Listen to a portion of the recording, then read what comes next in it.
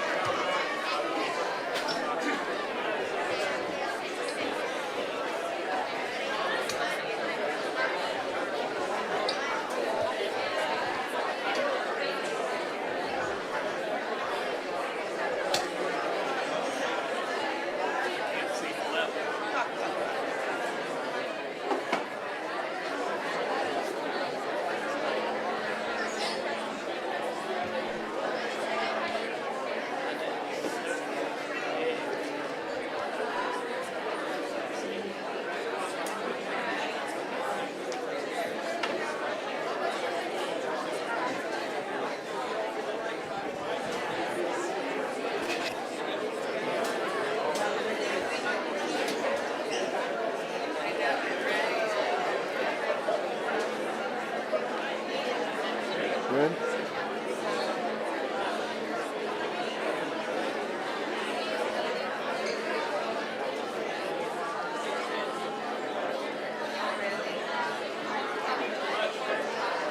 Yep. All right.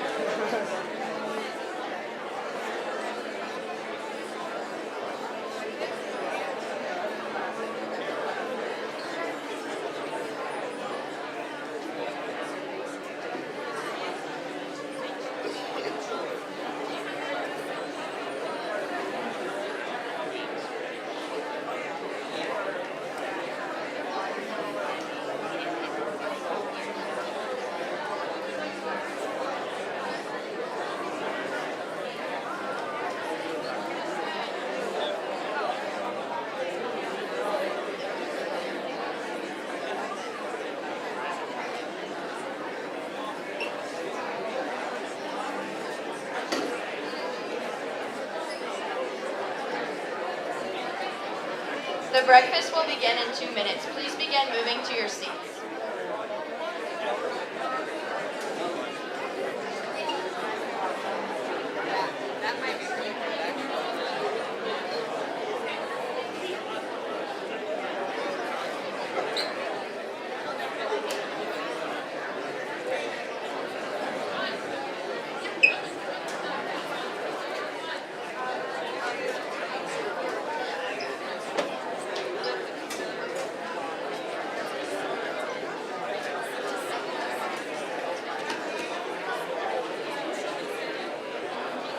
Ladies and gentlemen, if you could please start moving towards your seats, we would greatly appreciate it. We are going to start here in about 2 minutes with the formal portion. Don't worry, you are going to have time to get those donuts, and there's lots of them. So if you could make your way, I would appreciate it.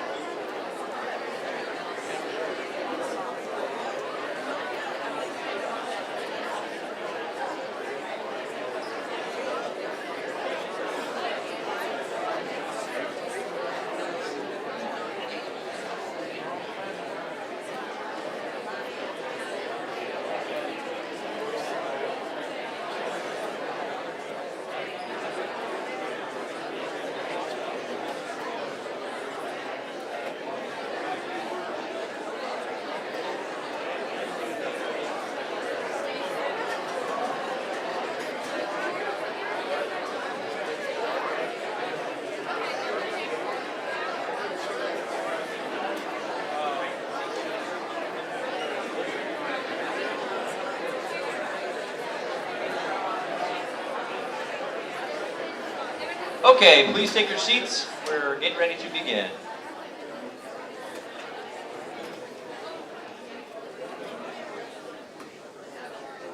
Good morning. I would like to introduce myself. I am Aubrey Welch, and I am privileged to be a part of today's event. Ladies, gentlemen, and our veteran guests of honor, we live in the greatest country in the world with freedoms like no other. To honor America in respect for all who have served our country to defend the freedoms we enjoy, especially those in our midst today, we ask gentlemen to remove your hats and stand for the posting of the colors and the playing of our national anthem, the Star-Spangled Banner.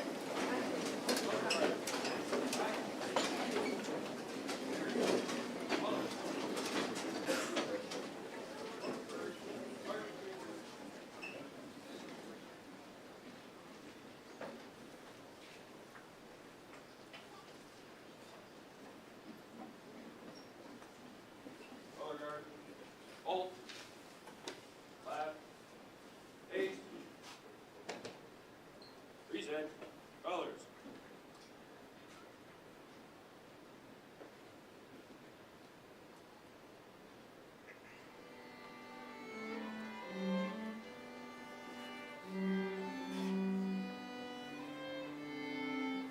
Reset. Pause.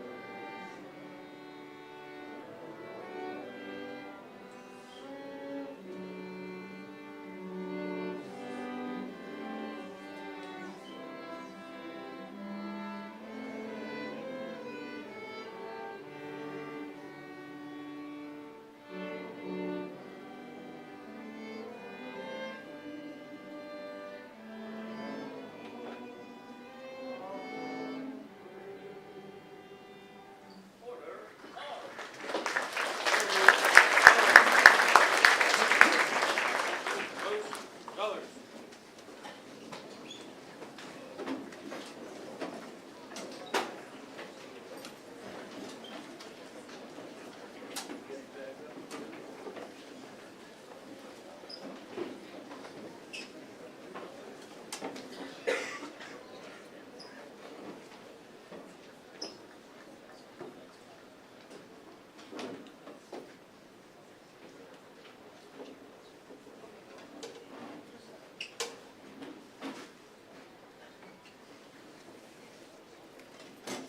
Enter. Pace. Reset. Arms. Order. Arms. Colors. Boots.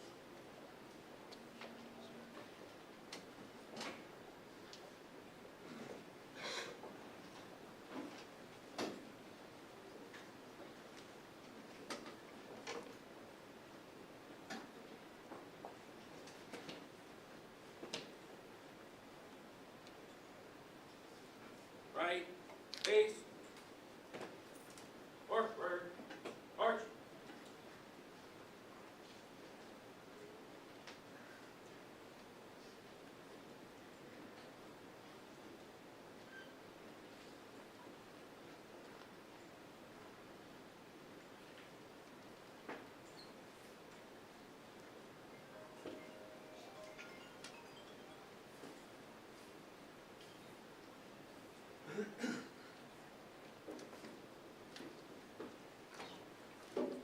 You may be seated. It is my pleasure to introduce to you Mount Vernon Middle School 8th grader Kylie Woods for this morning's welcome address.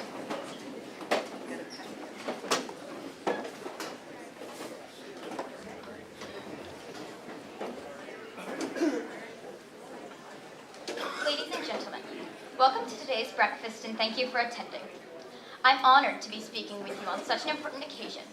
We're here today to honor service members and to remember the sacrifices they made and the courage it takes to defend honor, duty, and country. The writer, Michel de Montaigne, once said, "Valor is stability, not of legs and arms, but of courage in the soul." We're here today to honor our heroes and to remember their achievements, their courage, and their dedication, and to say thank you for their sacrifices. Thinking of the heroes who join us in the group today and those who are here only in spirit, a person can't help but feel awed by the enormity of what we encounter. We stand in the midst of patriots and family and friends of those who have nobly served. I'd like to ask service members and veterans who are here to stand. For those who may not be able to stand, we ask you raise your hands so we can honor you.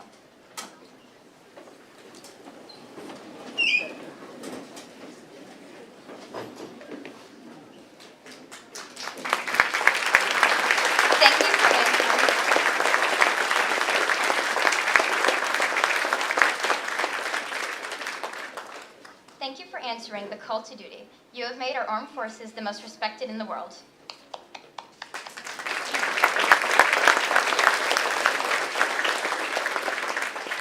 Students and staff of Mount Vernon Middle School, at this time, please approach a veteran that is standing, shake their hand, and say thank you in appreciation of their service to our country.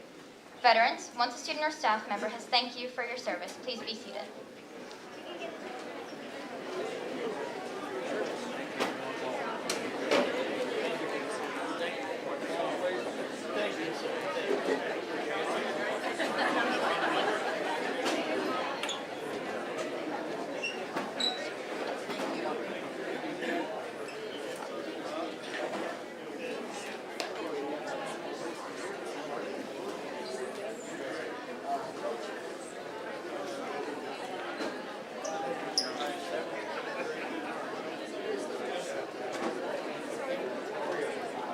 Now, I'd also like to ask family members of any service member to stand.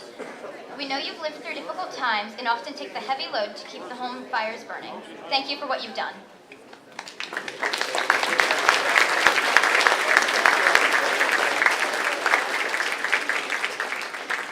The service members we honor today came from all different walks of life, but they shared several fundamental qualities. They possessed courage, pride, determination, selflessness, dedication to duty, and integrity, all the qualities needed to serve a cause larger than oneself.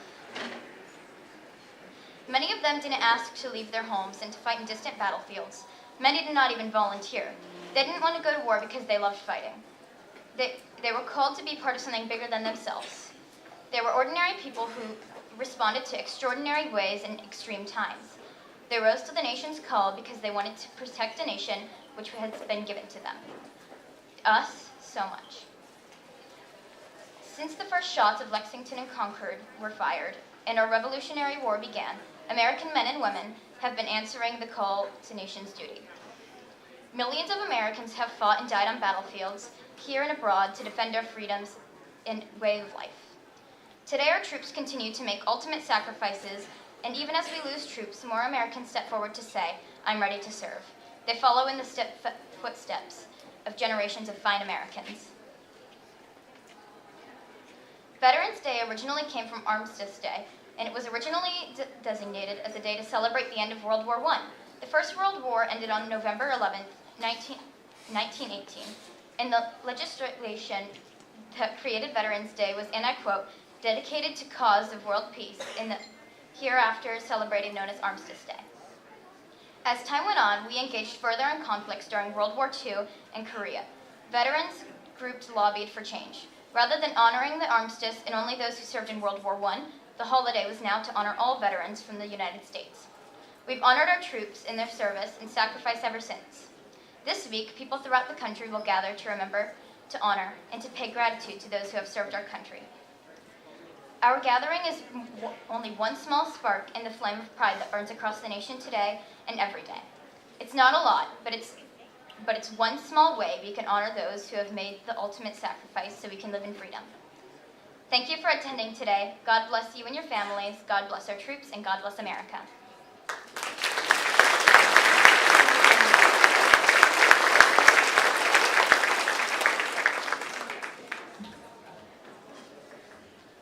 Thank you, Kylie, for those words. At this time, could I please have Theo Miller, 8th grader here at Mount Vernon Middle School, to the podium to lead us in recognizing those missing who could not be with us here today.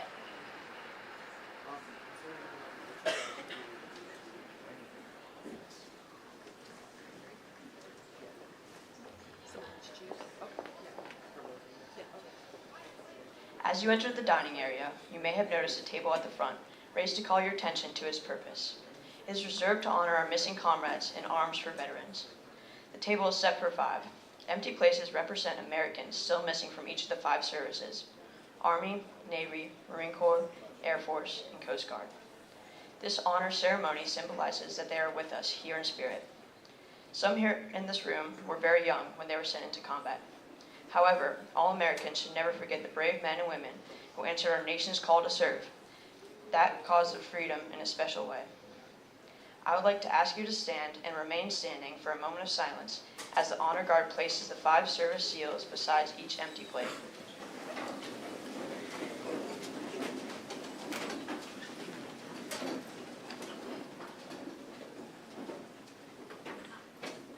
You may be seated. I would like to explain the meaning of the items on the special table. The white tablecloth draped over the table represents the purity of the response to our country's call to arms. The empty chair depicts an unknown face representing no specific soldier, sailor, airman, or marine, but all who are not here with us. The table itself is round to show that our concern for them is never ending. The Bible on the table represents faith in a higher power and the pledge to our country, founded as one nation under God. Black napkin stands for the emptiness these warriors have left in their hearts, of their families, and of their friends. A purple heart medal has been pinned on the napkin. The single red rose reminds us of their families and their loved ones. The red ribbon represents the love of our country, which inspires them to answer the nation's call. The yellow candle and its yellow ribbon symbolize the everlasting hope for a joyous reunion with those yet accounted for. The slices of lemon on the bread plate remind us of their bitter fate. The salt upon the bread plate represents the tears of their families. The wine glass turned upside down reminds us that our distinguished comrades cannot be with us to drink a toast or join in the festivities of this morning.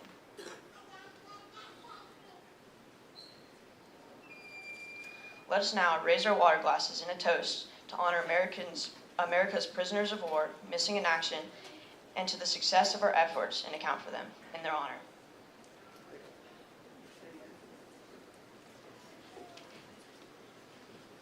Thank you.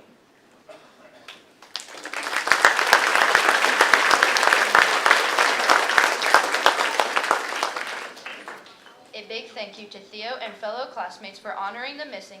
At this time, please direct your attention to the stage where the Mount Vernon Middle School Band, led by Mrs. Julia Holler, will be playing a song called Ask Not by James Swearingen.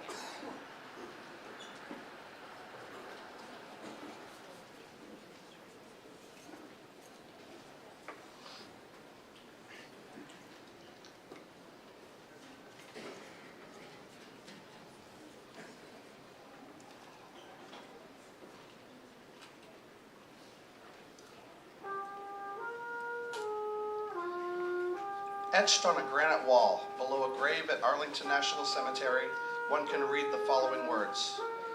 And so, my fellow Americans, ask not what your country can do for you. Ask what you can do for your country. My fellow citizens of the world, ask not what America can do for you, but what together we can do for the freedom of man. John Fitzgerald Kennedy was born in Brookline, Massachusetts, on May 29, 1917. Jack, as he was often called, was the second child of Joseph and Rose Kennedy, and together his parents raised 9 children. He attended Harvard University, where he graduated with honors. In World War II, he served in the Navy and commanded PT 109. When the ship was sunk, he risked his life to save his crew. Serving his country helped to shape his thoughts of the future of America's right to defend its freedom. Let every nation know, whether it wishes us well or ill, that we shall pay any price, bear any burden, meet any hardship, support any friend, oppose any foe to assure the survival and the success of liberty. Let the word go forth from this time and place to friend and foe alike that the torch has been passed to a new generation of Americans.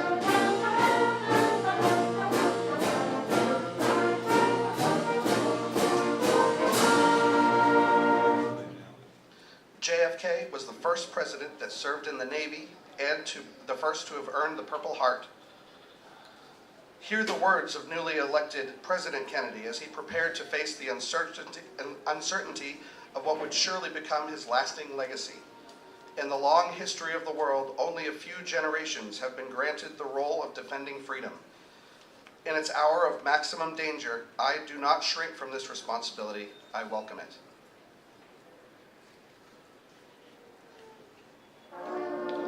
President Kennedy was an ardent supporter of the civil rights movement. He, along with noted activist Martin Luther King, worked long and hard to help bring about positive change. On June 11, 1963, he addressed the nation and proclaimed the following thoughts. This nation was founded by men of many nations and backgrounds.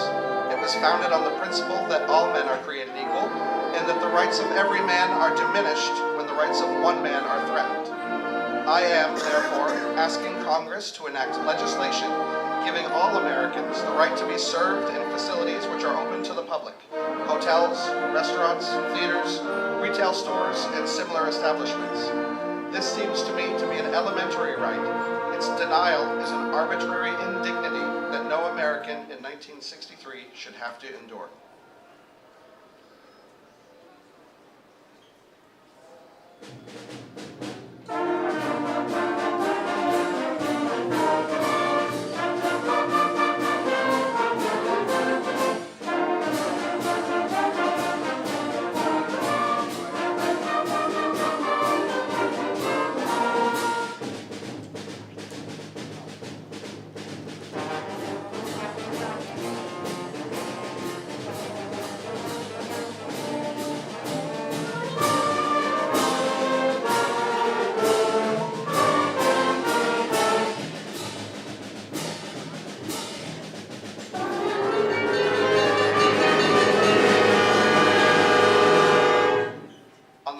November 22nd, 1963, a motorcade of political dignitaries traveled along a 10-mile route that wound through downtown Dallas. Since the earlier rain had stopped, the plastic bubble on top of the presidential limousine was removed. Overflow crowds of excited people lined the streets and waved frantically to the Kennedys. At approximately 12:30 p.m., the car turned off Main Street. As it was passing the Texas School Book Depository, gunfire suddenly rang out in the plaza. Let us reflect on the events of that day and remember that life, as we knew it, was about to be changed. 2 of the 3 shots fired struck the president, causing him to slump over toward Mrs. Kennedy. The limousine sped off to Parkland Memorial Hospital, located just a few minutes away. However, doctors could do little to save him. A Catholic priest was summoned to administer the last rites, and at 1 p.m., John F. Kennedy, the 35th President of the United States, was pronounced dead.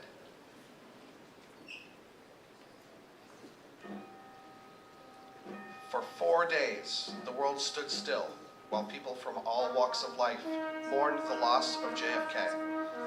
On November 25th, he was laid to rest. As people struggled to make sense of a senseless act and to articulate their feelings about his life and legacy, many recalled these words from his inaugural address. With a good conscience, our only sure reward, with history, the final judge of our deeds, let us go forth to lead the land we love, asking for his blessing and his help, but knowing that here on earth, God's work must truly be our own.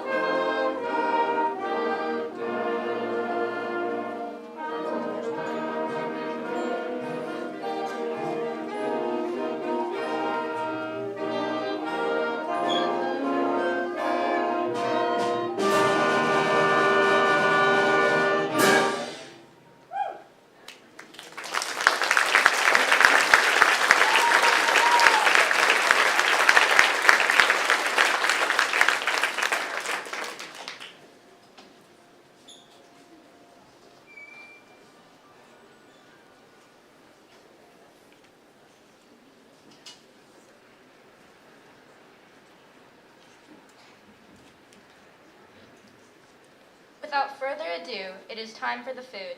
We are so very thankful for the sacrifices of the veterans here with us today and for the support given to them by their families. Please enjoy breakfast on us and allow for us to serve you as our thanks to your service for us. Breakfast was prepared by Lanning's here in Mount Vernon and was made possible by generous donations from numerous businesses in our area, which are listed on the placements in front of you. Due to these generous donations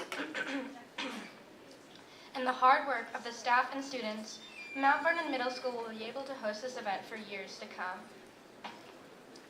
At this time, those in need of special assistance can begin making their way to the serving line. If you need additional support, please let a staff member or student know how we can help. Others will be dismissed by table to head to the serving line. It is our pleasure to serve you. While you are waiting to be dismissed and during your meal, please enjoy the music provided by members of the Mount Vernon High School Orchestra.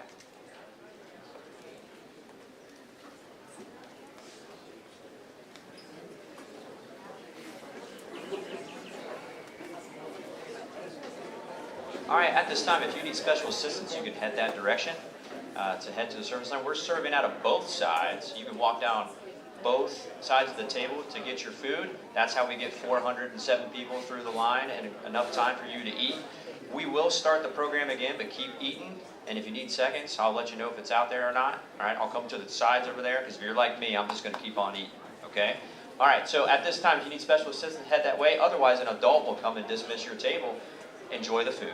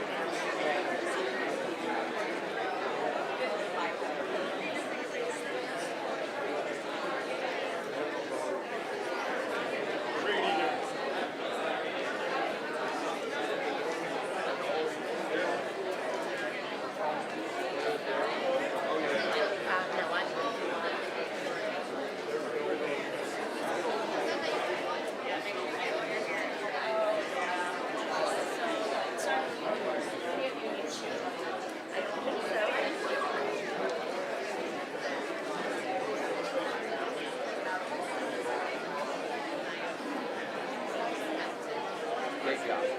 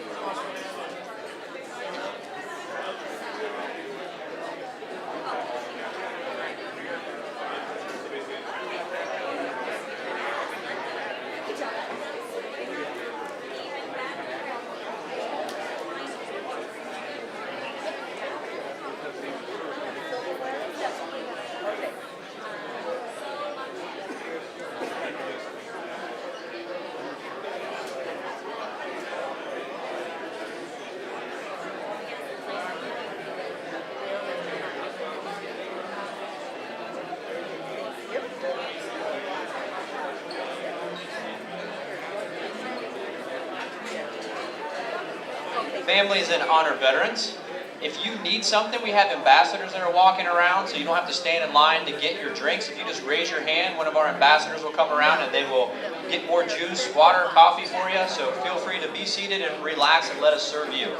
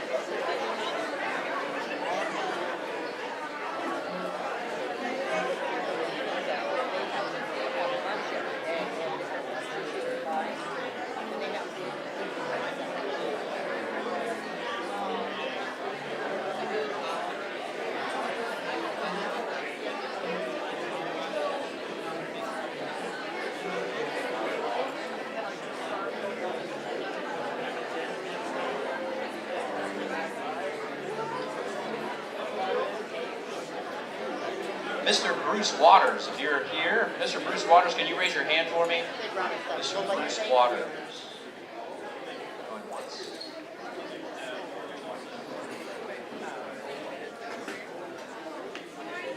Does anybody out there get meals?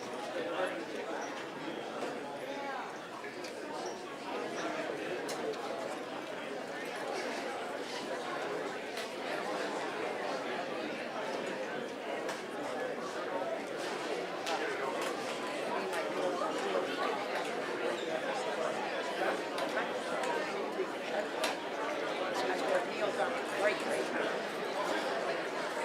Right back where we started. Good job, Gabe.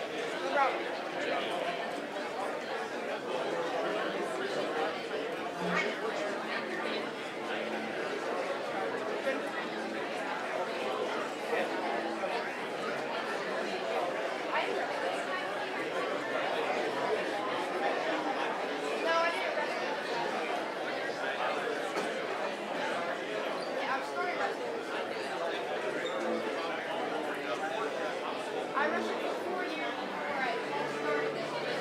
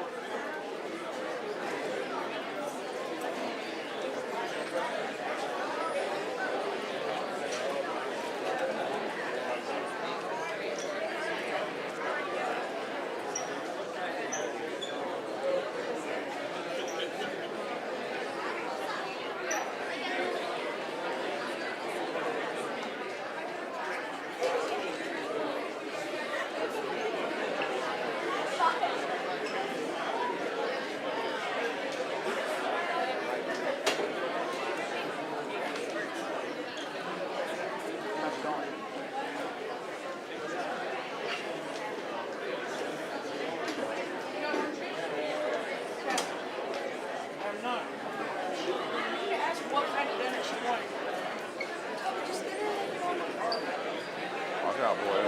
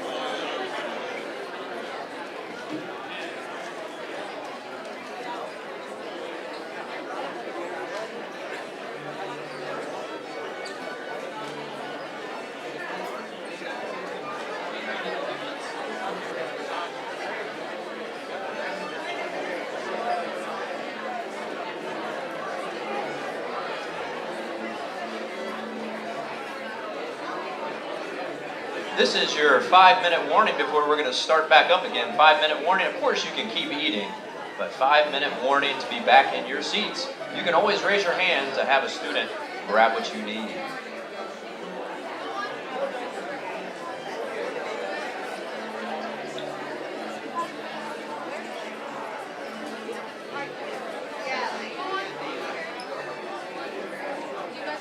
There's not much food left, but there is still food.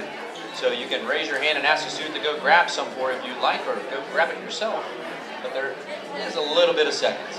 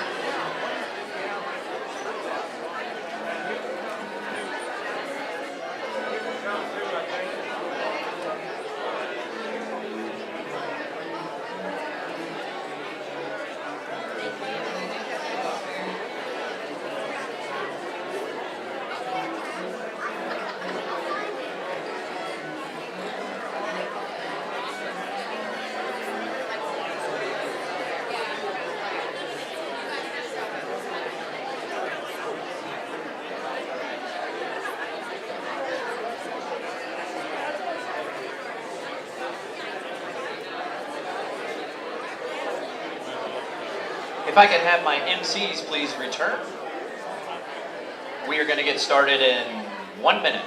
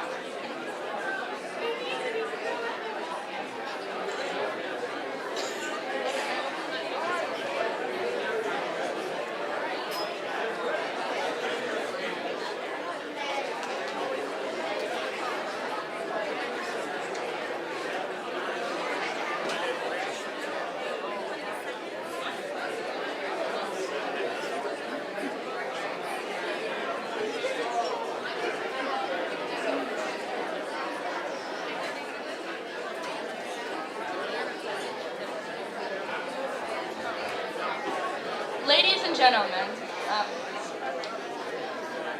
we hope that you have had some time to enjoy your meal, but at this time, would Jenna Jerkowitz come to the podium to talk to us about Patriots Pen here at Mount Vernon Middle School?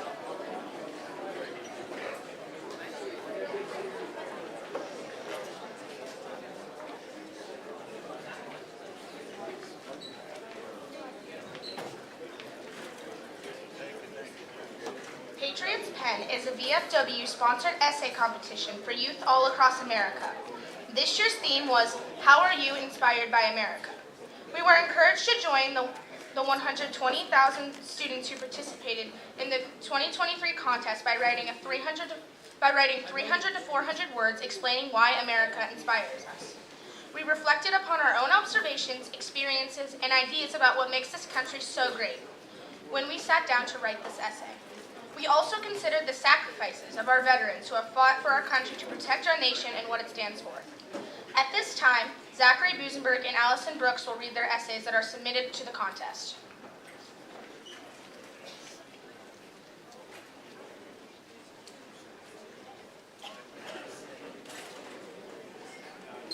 Good morning. Today I will be reading my Patriots Pen essay on how I am inspired by America. Throughout the world, people yearn for the freedoms that for some go unappreciated often by Americans. These freedoms include freedom of speech, freedom of the press, freedom of assembly, and many other personal liberties. In many countries, citizens do not have the chance to utilize these freedoms and are persecuted when they try to fight for their rights. We, America, have been fighting to keep these freedoms since the signing of the Constitution and the Bill of Rights. From World War I to the Vietnam War to aiding the war in Ukraine, America has fought for our morals, beliefs, and rights. But also, we have not only defended these freedoms for ourselves, but for other countries that hold the same truths as America does. America knows when to help these countries because we ourselves have faced these blows to our nation. But even in our darkest times, we have risen back up and fought for what we believe in. These experiences help to form our compassion and unity for other countries and aid our allies in their darkest times. I am inspired by America because we are not afraid to stand up for what we believe in and what is fair and just. And for me, the most important thing I can take away from my country is not just the bravery and valor of our country, but how America's citizens risk everything to protect our country and its freedoms. When servicemen and women join the military, they are making an unmeasurable commitment to their country. Their commitment cannot be repaid, and every American should be grateful and thankful for the sacrifice. This quote from the former United States Chairman of the Joint Chiefs of Staff, Mark Milley, states, We take an oath to the Constitution, and we take an oath to the idea that is America, and we're willing to die to protect it. This quote is inspiring for me because it sums up the courage, bravery, and importance of each American soldier. Overall, America inspires me because of what America fights for every day, and our servicemen and women give such great sacrifice for our country, so that America can enjoy the freedoms that we are so privileged to have. This inspires me to fight for what I believe in, even in the toughest of situations, and to help others in their causes too.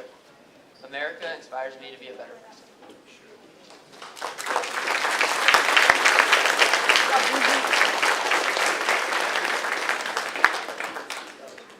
I am Allison Brooks, and I'm going to also be reading my Patriots Pen essay. This year's theme was, How are you inspired by America? America is another name for opportunity. This is how Ralph Waldo Emerson observed our country, and he's right. America, the country that accepted and still accepts countless refugees. America, that aids fellow countries in hard times and times of war. America, with freedom of speech and religion. America, whose people work to change injustices, prejudices, and brokenness. Americans bring the United States together. Proud, loyal people who suffer both small losses of time and whole lifetimes dedicated to serve. The way we offer even small services to each other, helping our neighbors, is in itself inspiring. Americans help Americans, not only other United States citizens, but other countries too. Our troops rush to aid allies without question. The veterans here today have gone through many years of harsh training, battles, or challenges, but they served valiantly, gallantly, loyally. These brave men and women are worthy of high praise for their honorable acts of service, and there it is, the all-inspiring way that we offer services and help to each other. Furthermore, we've attained a government that gives power to us, the people. We can govern ourselves and give everyone a fair voice. Not many countries can say the same, unfortunately, but our Constitution keeps our voice strong. We have rights, unalienable promises that keep our sweet land of liberty free. When African Americans were oppressed, Martin Luther King spoke out using his freedom of speech to initiate an end to segregation in America. Women in the mid-1800s used this power as well to grant female rights to vote in the same way. We've bettered this country, revised both small mistakes and large ones, fixed and repaired. This is a country that, when broken, heals because of the people. I pledge allegiance, America the beautiful, my country 'tis of thee. Our flag strikes into the hearts of many a sense of pride, freedom, and hope. America inspires us with its citizens and rights. This is truly a great country, and we have ourselves to thank for that. Our founding fathers, our veterans and active military, and everyone who used their voices to fix injustices.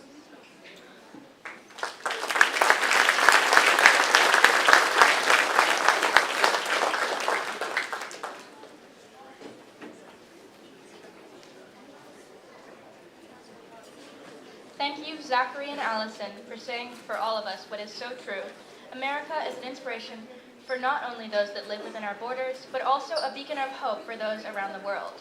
The veterans here today are an inspiration to all of us for their dedication and determination to fight for this country so that it can continue to stand for freedom and be an inspiration for those seeking just that, freedom.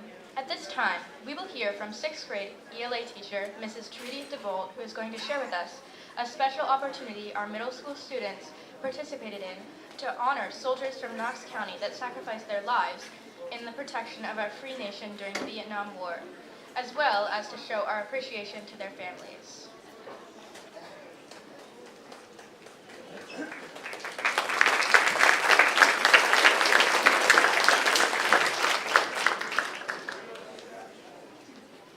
At the beginning of each school year, I read the novel Cracker, The Best Dog in Vietnam, with my students.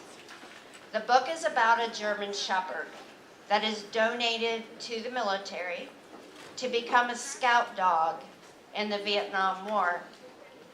Through this novel, my students learn about the courage, the bravery, and the sacrifices the soldier made in the war. Ultimately, they also learned that those war dogs were not brought home. They were considered by our government at the time to be excess military equipment, and excess equipment was left behind. To honor those war dogs and all soldiers who fought in that war, we end the book by taking on a project. Each year that project is different. Normally, I know ahead of time what the project will be.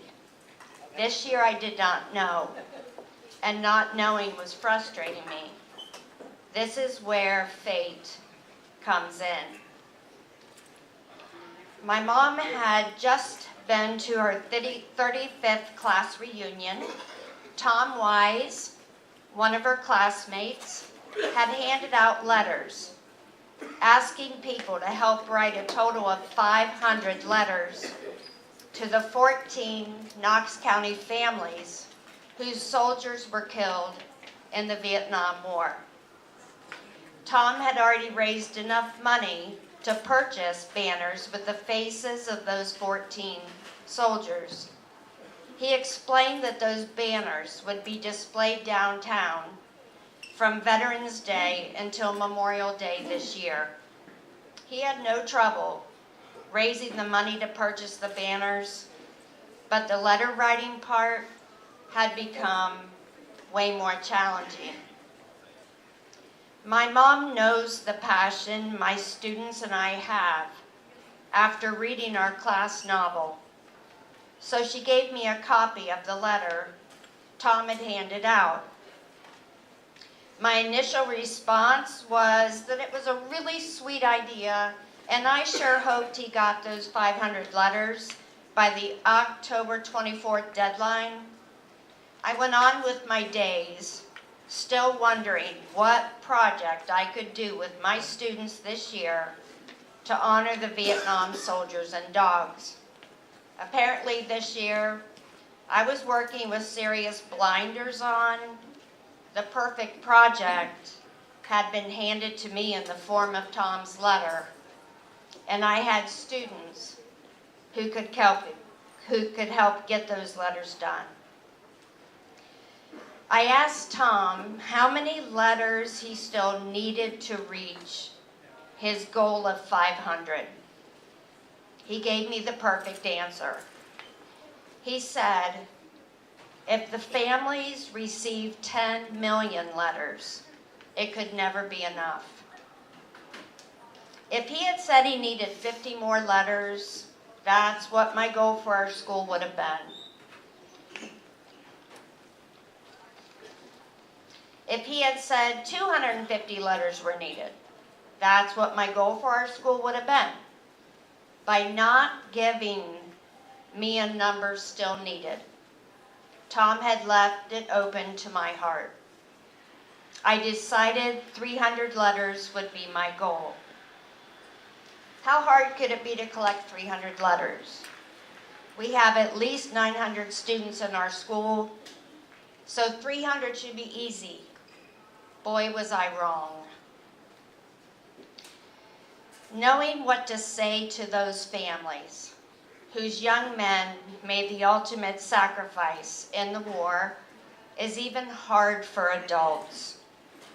Asking kids who are not even teenagers is even harder. I was unsure how to guide them through the process. I decided to just ask them to write from their hearts. I printed off the banner pictures of those 14 Knox County soldiers and had my students walk by each picture and look into each face. We easily wrote 80 letters. A 7th and 8th grade teacher both had agreed to help, so I anticipated that 80 would quickly become 300. Letters trickled in, and we soon were at 125. That was not even half of my 300 letter goal, but no more letters were coming in. I tried telling myself that 125 was enough, but each time I walked into my classroom and looked at those 14 Knox County soldiers, I knew it was not enough. I challenged my team of students again. They told me knowing what to say was hard. They were not brave enough to face this challenge. They did not have the courage to keep writing. So I asked them,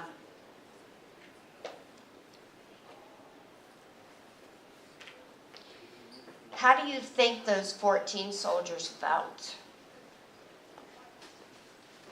How do you think their families felt?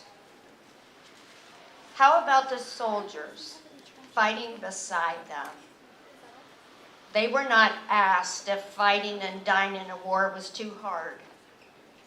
They were not asked if losing a son, brother, grandson, or a best friend was too hard. They did not have that choice. That's when I thought of writing a poem to honor those lives. I shared the poem I wrote with my students, and that is when the magic began. The words my students wrote were so incredibly beautiful. Tears would fall down my face as I read the words they so openly wrote. 125 letters soon became a combination of 200 letters and poems. Again, I tried to tell myself that 200 was enough. Again, I looked into those faces and thought of those families. And again, I knew that 200 was not enough. What was I teaching my students if I gave up without reaching our goal? Those soldiers didn't get to quit. Their families didn't get to quit. Even the war didn't get to quit. I had to dig deeper. At this point, nothing was going to stop us from reaching our goal. I told my students that if I had to write 100 more letters and poems myself, then I would. I decided to offer the opportunity for students to stay after school until 4 o'clock to write more letters and poems. Many students stayed, and 200 writings became 240 writings. One student was on his 10th letter, yet he was still thinking of more he could say. We were so close to our goal. There was no way we could stop. Students would hurry through their classwork so they could write more poems and letters. On the final day, before Tom was to come pick up the letters, with 30 seconds left on the school day clock, the 303rd writing was submitted. My students cheered. We hugged each other and realized that together we had reached our goal. Tom said he did not know how to thank us. He could not think of a gift to offer that would be enough for the time and work my school did. I told Tom he had already given us a gift. This letter writing project was his gift. His service in the military was his gift. And fighting beside his brothers was perhaps the greatest gift of all. When students leave my room at the end of the year, I want them to leave being better citizens than when they first walked in. I want them to leave knowing they can make a difference. I want them to leave with the passion to create change. I want them to leave loving their country and the sacrifices that got us here today. Tom Wise still needs letters. He's short of his goal of 500, and we will be trying to get that information out to you as far as what you could do to send more letters to our school so they can be delivered to Tom. Thank you.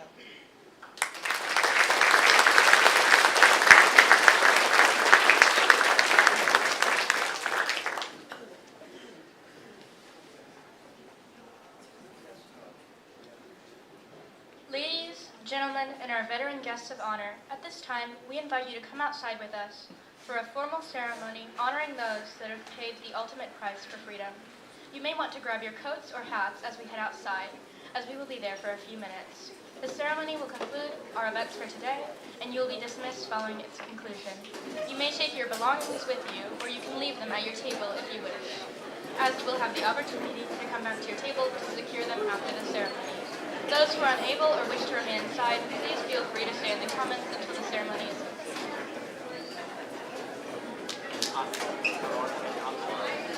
All right, I'm going to lead you all outside. If we can open up those back doors right there, and then I will lead you out there. We're going to horseshoe around me outside. There's 400 of us, so just stay out back about 10 feet from me. I'd appreciate it. Maybe 15 feet.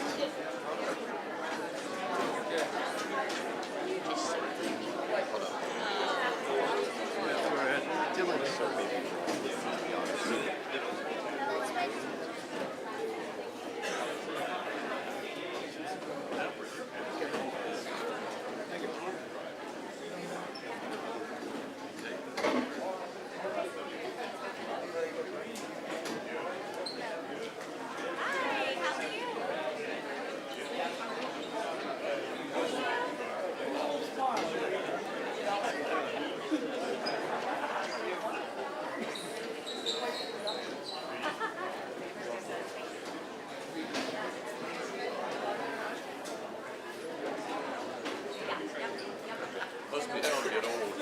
I could almost not get up.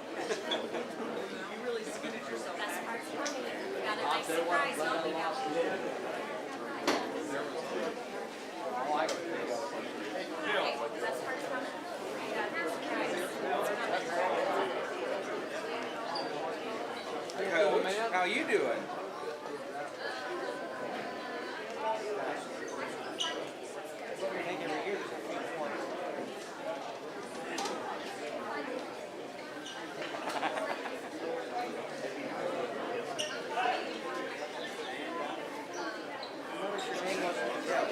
Your name was on the cushion.